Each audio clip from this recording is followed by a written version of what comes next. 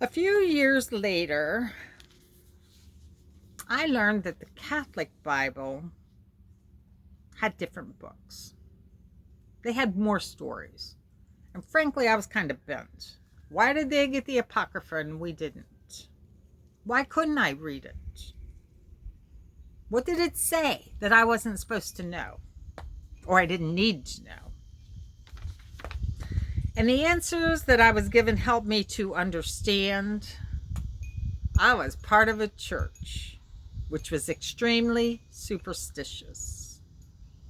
And let me clarify, I wasn't going to just one church.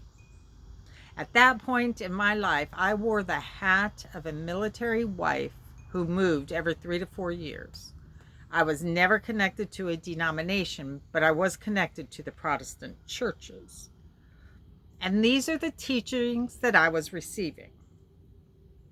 Maybe in fairness, I should say these are the teachings that I was hearing. The teachings were, be careful. Be careful what you read, because evil has a way of sneaking in and creeping in.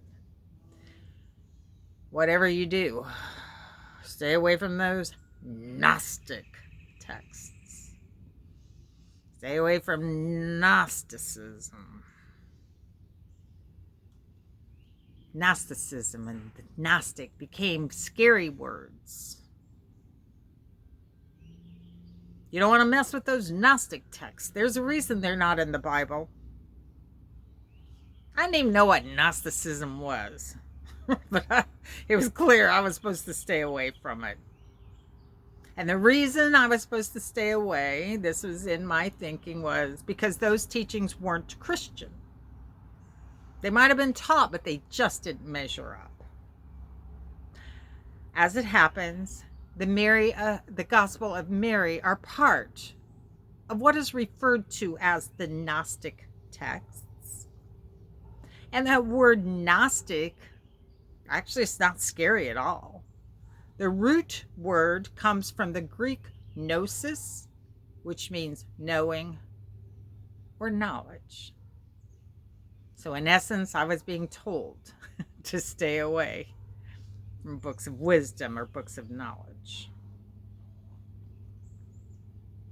So why would books of wisdom not be part of the Bible?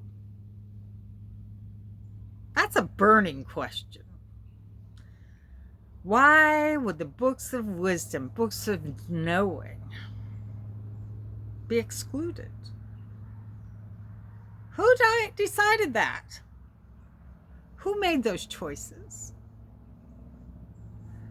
The answer to this lies in the mystery of history.